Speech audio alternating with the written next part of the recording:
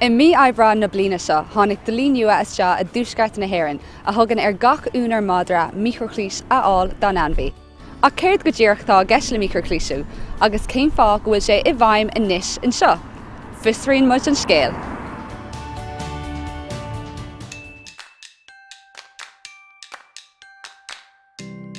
Líad an siúd é an micrishlis an seo, cén chuí an aibhrann sé?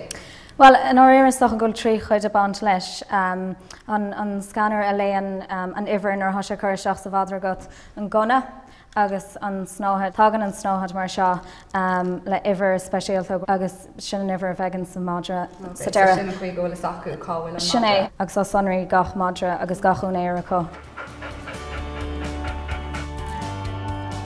Gurtaíonn sé beáín is snóhead é a tháina seach faoin crecin. Mar sin gurtaíonn sé stochan in adasáú a dhéanamh ach níléon gurtú fátearmach a bant leis. Tá golóir frágracht a bant le madra bhagad dar nó catú iad a hartaíonn tréad le chun an stelaáilt chun iad a chosint an galar agus mar sin de caffréir seo dhéanana uair sa bblion. An son catú bheith sásta madra harta siúil dar nó ní féidir dúrch madra thugann sa chuirdaíon thu siúil atá sáúthe agus grá agus ord. Tá lán madraí sa tíir seo gan unéir agus má fiochan an cuairlacha an thaisóisiad agus má thoisiid sa pound. Well, an son bíon seach an cáthastólam agus mana hagan an unéir nó mana tugtar balla nua dómh de an 8 iad scrisa.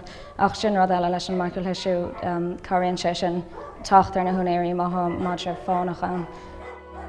An nuair scriosú oscionn 1,600 madra ar stré margheall nachrá éon bhaile acu, agus táthar ag súil go laiddóí an córas micrishlisina an líon ord seo.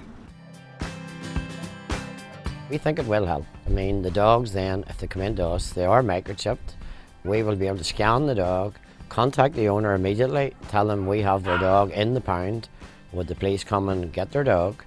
If they don't wish to keep the dog or have it any longer, they would have to surrender the dog to us, and then we will look for a new home.